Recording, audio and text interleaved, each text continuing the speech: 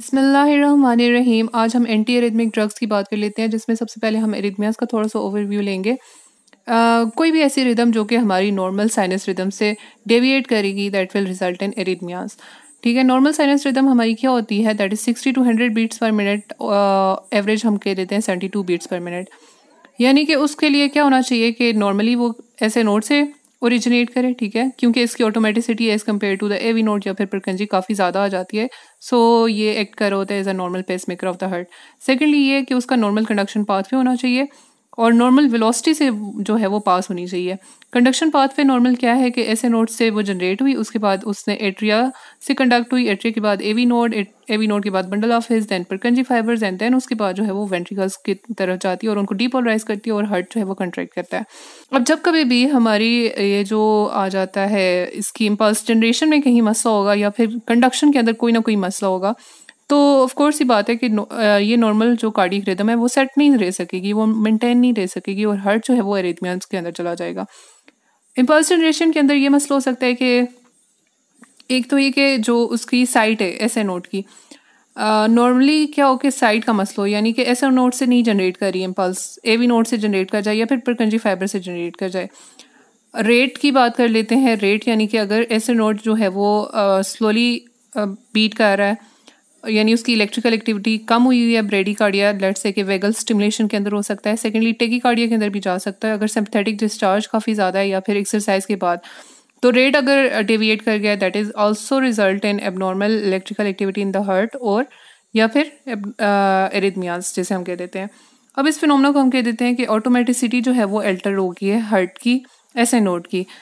Second phenomena आ जाता है triggered automaticity, लेकिन इसको समझने से पहले हम इसके पे बात करने से पहले हम लोग पहले इसकी जो हमारी हार्ट है उसकी नॉर्मल इलेक्ट्रिकल एक्टिविटी को बात कर लेंगे, उसके अंदर एक्शन पोटेंशियल किस तरह से है, और उसके बाद हम ट्रिगर्ड ऑटोमेटिसिटी की फिनोमेना को देखेंगे। यहाँ पे हम लोग कार्डियक मायोसाइट्स की जो एक्शन पोटेंशियल है उसको देख लेते हैं, ताकि हमारे लिए जो एंटी एरिथमिक ड्रग्स होंगी उनका मैकेनिज्म समझना आसान हो जाए। ठीक है, इसके अंदर 5 फेजेस आ जाते हैं। सबसे इनिशियली क्या होता है, हमें पता है कि कार्डियक मायोसाइट्स के अंदर ऑटोमेटिसिटी की प्रॉपर्टी है, यानी कि विदाउट एनी स्टिमुलस इटसेल्फ जो है इसके खुद ब खुद जो है ये डीपोलराइज हो रहे होते हैं, रीपोलराइज हो रहे होते हैं। अब खुद ब खुद किस तरह से डीपोलराइज रीपोलराइज हो रहे होते हैं, बेसिकली जो कार्डियक मायोसाइट्स है ना उनके अंदर लीकी चैनल्स वगैरह प्रेजेंट होते हैं सोडियम और कैल्शियम के, वो लीक करते हैं, जिसकी वजह से क्या होता है कि resting membrane potential itself threshold की तरफ जाती है, -70 से -50 की तरफ चली जाती है। केटाइंस का इन्फ्लक्स होता है, ठीक है, और ये पॉजिटिविटी की तरफ जाती है। थ्रेशोल्ड पोटेंशियल पर जैसे ही ये पहुंचती है तो जो फास्ट सोडियम चैनल्स हैं which are voltage dependent sodium channels के, जब कभी भी ये मतलब इतनी वोल्टेज जब ये अटेन कर लेता है सेल, तो तब सोडियम चैनल्स ने ओपन होना है। ठीक है, जब ये सोडियम चैनल्स ओपन होंगे तो एकदम से जो है वो सोडियम का इन्फ्लक्स होगा। एकदम से जब सोडियम का इन्फ्लक्स होगा तो ये रैपिडली जो है ये ग्राफ ऊपर की तरफ जाएगा, जिसको हम कहते हैं रैपिड अपस्ट्रोक। अब क्या होगा कि ये फास्ट सोडियम चैनल से एकदम से ओपन होते हैं, एकदम से क्लोज हो जाते हैं। जब सोडियम चैनल क्लोज होते हैं तो तब क्या होता है कि पोटाशियम चैनल्स की ओपनिंग होती है। Initially potassium channels, sodium channels close हो गए, पोटाशियम चैनल्स ओपन हो गए। पोटाशियम का इफ्लक्स होगा तो सेल जो है दोबारा से रीपोलराइज होने की कोशिश करेगा, लेकिन जैसे ही सेल रीपोलराइज हो रहा होता है तो जो स्लो कैल्शियम के चैनल्स हैं वो ओपन हो जाते हैं। ठीक है, जब ये स्लो कैल्शियम के चैनल्स ओपन होंगे तो क्या होगा कि बाहर से कैल्शियम जो है वो अंदर की तरफ मूव करेगा। अब चूंकि पोटाशियम बाहर जा रहा है, कैल्शियम अंदर आ रहा है, तो नेट जो मूवमेंट है आइंस की वो बैलेंस्ड हो जाती है। जितना पॉजिटिविटी बाहर जा रही है उतनी पॉजिटिविटी अंदर आ रही है, तो एक प्लेट 2 सा फेज बन जाएगा, जिसको हम कहते हैं फेज 2। ठीक है, अब इसके बाद क्या होगा, ये जो कैल्शियम चैनल्स हैं ये हो जाएंगे क्लोज, और दोबारा से जो पोटाशियम चैनल्स थे, अब चूंकि वो तो ओपन ही थे, ठीक है, तो पोटाशियम क्या होगा, बाहर मूव करता जाएगा, पॉजिटिविटी कम होती जाएगी और सेल दोबारा से जो है वो अपनी रेस्टिंग मेम्ब्रेन पोटेंशियल की तरफ मूव करने की कोशिश करेगा। लेट्स से कि अगर वो -20 पे था, दोबारा से -50 एंड देन वो -70 पे पहुंचेगा। जैसे ही वो रेस्टिंग मेम्ब्रेन पोटेंशियल पे पहुंचा, दोबारा से क्या होता है कि लीकी चैनल्स ओपन हो जाते हैं। लीकी चैनल्स ओपन हुए और दोबारा से जो है वो सेल डीपोलराइज होगा, दोबारा से repolarize, initial repolarization, then plateau 2, then repolarization. तो इस तरह से ये जो सेटअप है एक्शन पोटेंशियल है ये चलती रहेगी और जो कार्डियक मायोसाइट्स हैं वो इटसेल्फ डीपोलराइज होते रहेंगे। ठीक है, तो ये जो आपने याद रखना है, ये जो रैपिड फेज का अपस्ट्रोक आ जाता है फेज 0 का, इस दौरान क्या होता है कि कुछ जो सोडियम चैनल्स हैं ना यहाँ से इस फेज नेक्स्ट वाले सेल को जो है वो डीपोलराइज करने में भी इंपॉर्टेंट रोल अदा कर रहे होते हैं। तो ये जो फेज 0 है बेसिकली कंडक्शन वेलोसिटी को डिटरमाइन कर होता है कार्डियक मायोसाइट्स की, जबकि जो आ जाता है फेज 3 रीपोलराइजेशन का फेज, ठीक है, वो डिटरमाइन कर होता है एक्शन पोटेंशियल की ड्यूरेशन को। अच्छा जी, यहाँ पे पूरे हार्ट की जो है वो इलेक्ट्रिकल एक्टिविटी को शो किया गया है कि किस तरह से ऐसे नोड के अंदर जो है ऑटोमेटिकली इसकी फायरिंग होती है और उसके रिजल्ट में देन एट्रिया की डीपोलराइजेशन होती है इनिशली, देन एवी नोड थोड़ी टाइम के लिए डीपोलराइज होता है और देन उसके बाद जो है वो वेंट्रिकल्स की डीपोलराइजेशन किस तरह से हो रही है।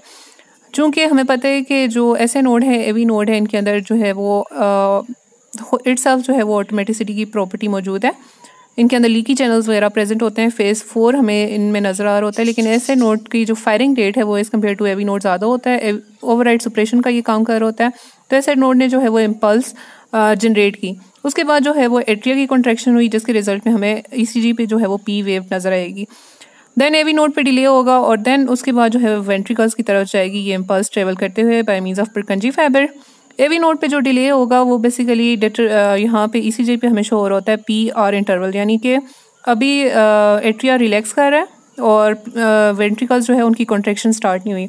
जब कभी भी इम्पल्स अब पुरकिंजी फाइबर से होते हुए पूरी वेंट्रिकुलर मसल्स तक पहुंच गई, तो जब वेंट्रिकल की कॉन्ट्रैक्शन होगी, ठीक है, जब ये डीपोलराइज होंगे, फेज 0 अपना अपस्ट्रोक देंगे, तो उसके रिजल्ट में क्या होगा कि क्यू आर एस का कॉम्प्लेक्स मिलते हैं हमें ईसीजी के ऊपर, ठीक है। देन डीपोलराइज होने के बाद जब ये रीपोलराइज होते हैं तो that denote the T wave on the ECG, ठीक है। तो सबसे पहले पी वेव और P R interval basically show कर रहा होता है एट्रिया से वेंट्रिकल के दरमियान जो एवी नोडल डिले आ जाता है उसको। क्यू आर एस जो है वो बेसिकली शो कर रहा होता है वेंट्रिकल की कॉन्ट्रैक्शन को और टी वेव जो है वो शो कर रही होती है वेंट्रिकुलर डीपोलराइजेशन को।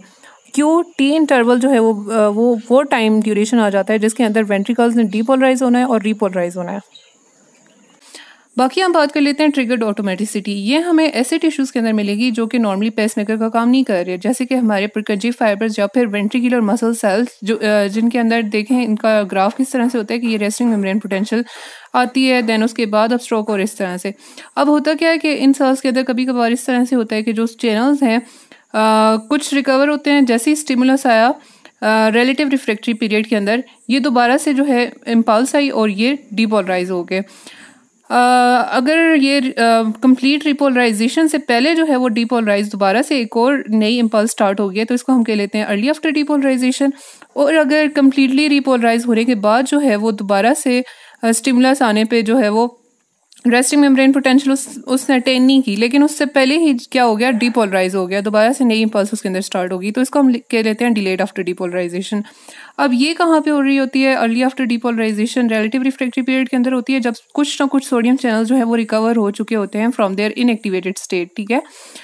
और डिलेड आफ्टर डीपोलराइजेशन ऐसे केसेस में होगी जब कभी भी इन सेल्स के अंदर कार्डियक मायोसाइट्स के अंदर कैल्शियम का ओवरलोडिंग बहुत ज़्यादा होगी। वो डिफरेंट कंडीशंस के अंदर हो सकती है, एड्रीनर्जिक स्ट्रेस के अंदर हो सकती है, ठीक है, फियोक्रोमोसाइटोमा जिसके अंदर एसिटाइलकोलिन्स वगैरह नॉरएपिनेफ्रिन काफ़ी ज़्यादा रिलीज़ हो रहा होता है, वो आके जो है वो इन कार्डियक मायोसाइट्स को एक्टिवेट करवाएगा और दोबारा से वही बात है कि बीटा 1 रिसेप्टर स्टिमुलेट होंगे और कैल्शियम चैनल्स की फॉस्फोरिलेशन होगी, कैल्शियम चैनल्स ओपन होंगे और कैल्शियम का ओवरलोड होगा कार्डियक मायोसाइट्स के अंदर। सेकेंडली जो है वो डिजिटलिस इंटॉक्सिसिटी की वजह से हो सकता है, that we have previously discussed in our digitalis lecture, किस तरह से जो है वो ये भी कैल्शियम की ओवरलोडिंग काज करवा के तो डिलेड आफ्टर डीपोलराइजेशन काज करवा सकता है। इस्कीमिया के रिजल्ट में, इस्कीमिया में हमें पता है मेम्ब्रेन की परमेबिलिटी ज़्यादा होती है और कैल्शियम का इन्फ्लक्स होता है, कैल्शियम ओवरलोडिंग की वजह से दोबारा से क्या होगा कि जो हमारे आ जाते हैं वेंट्रिकुलर मायोसाइट्स या किसी भी एरिया के मायोसाइट्स, वो अपनी रेस्टिंग मेम्ब्रेन पोटेंशियल को मेंटेन नहीं कर सकेंगे और दोबारा से जो है वो एक नई इम्पल्स जनरेट होती रहेगी, that can result in arrhythmias. अब ऐसी कंडीशन को हम लोग किस तरह से ट्रीट कर सकते हैं, ऑफ कोर्स ये बात है जो पैथोलॉजी होगी हम उसी को जो है वो रिवर्स करने की कोशिश करेंगे by giving different sort of drugs. इनकी हम आगे डिस्कस करते हैं डिटेल में। अच्छा जी, ये जो जितने भी एरिथमियाज होंगे जिनके अंदर क्या होता है कि इम्पल्स की जनरेशन सही से नहीं हो रही होती, उसके लिए जो हम लोग ड्रग्स की स्ट्रेटजीज यूज़ कर रहे होते हैं उनका बेसिकली मकसद क्या होता है, उनका मैकेनिज्म ऑफ एक्शन क्या होता है, वो किस तरह से एरिथमियाज को दोबारा से करेक्ट करती हैं। ऐसी ड्रग्स क्या करेंगी, जो फेज़ 4 का स्लोप आ जाता है उसको जो है वो डिक्रीज़ करने की कोशिश करेंगी, थ्रेशोल्ड पोटेंशियल को ज़्यादा करवाएंगी ताकि उसके लिए डीपोलराइज होना मुश्किल हो जाए, फेज़ 0 को अटेन करना मुश्किल हो जाए। जितना आहिस्ता से जितना डिफ़िकल्टी वो अटेन करेगा उतना ही आहिस्ता वो जो है वो डीपोलराइज होगा और रिपोलराइज होगा।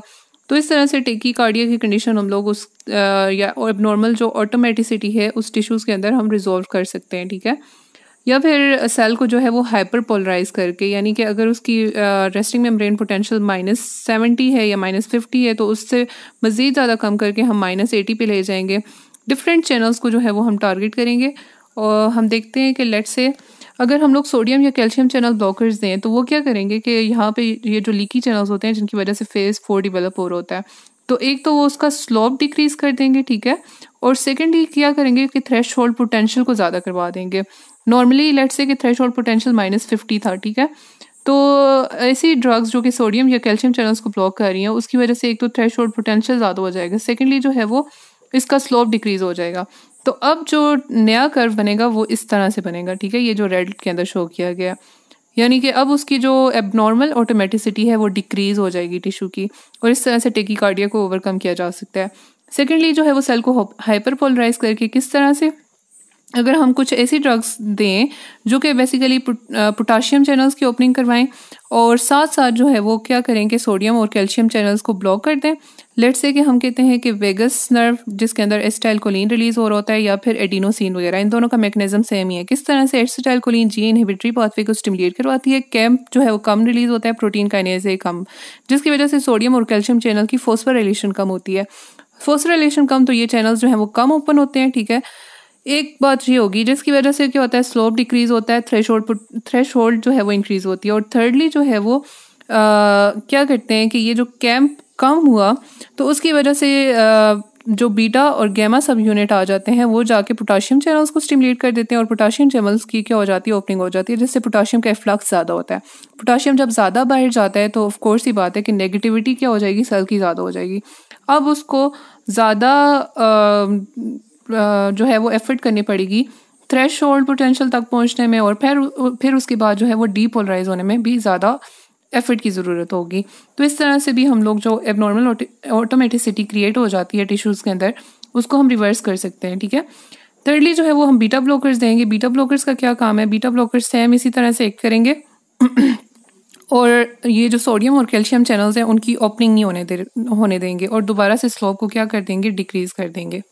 अच्छा जी, दूसरी काज जिसकी वजह से जो है वो एरिथमियाज हो रहे हैं वो है इम्पल्स कंडक्शन के अंदर मसला हो कहीं से, यानी ऐसे नॉर्मल क्या होता है, ऐसे node then AV node then bundle of His then Purkinje fibres और देन वेंट्रिकुलर मसल जो है वो डीपोलराइज होते हैं स्टेप बाय स्टेप, ठीक है। अब इम्पल्स कंडक्शन के अंदर क्या मसला हो सकता है, एक री एंट्री का फिनोमेना हो सकता है या फिर इम्पल्स ब्लॉक हो सकती है। किस तरह से, री एंट्री फिनोमेना जो है वो बहुत कॉमन है, एक एनाटॉमिकली डिफाइंड हो सकता है या functionally defined. Anatomically Wolff Parkinson White syndrome के अंदर क्या होता है कि एबनॉर्मल पाथवे क्रिएट हो जाता है बिटवीन द एट्री और द वेंट्रिकल। अब इम्पल्स, ये जो एबनॉर्मल पाथवे है इसकी डिपोलराइजेशन बेसिकली डिपेंड कर रही होती है सोडियम के ऊपर, ठीक है, और ये रैपिडली फास्ट कंडक्शन पाथवे तो ये आसानी से बहुत फास्टली जो है वो लेके जाएगा इम्पल्स को as compare to the AV node जिसके ऊपर हमें पता है कि उसकी जो डिपोलराइजेशन है वो कैल्शियम पे डिपेंड करती है, जो कि स्लो कंडक्शन पाथवे थोड़ा सा डिले के बाद जो है वो इम्पल्स ट्रेवल करती है एट्रिया से वेंट्रिकल की तरफ। अब इस एडिशनल पाथवे की वजह से क्या होगा कि इम्पल्स यहाँ से ट्रेवल करके आएगी फास्टली, जब तक वो इस एवी नोड तक पहुंचेगी ये वाला एरिया जो है वो दोबारा से रिपोलराइज हो जाएगा और ये इम्पल्स यहाँ से दोबारा से री एंटर हो जाएगी, फिर दोबारा से ये अपना पाथ फॉलो करेगी और दोबारा से जो है ये इसी तरह से सर्कल के अंदर जो है री एंटर होती रहेगी और एक टिश्यूज़ को जिसको पहले से इसने जो है वो डीपोलराइज किया था बार बार जो है इसको डीपोलराइज करेगी। सो ये री एंट्री फिनोमेना की वजह से क्या होगा कि एक एबनॉर्मल जो ऑटोमेटिसिटी है वो पूरे एरिया के अंदर स्टार्ट हो जाएगी, that can result in arrhythmias.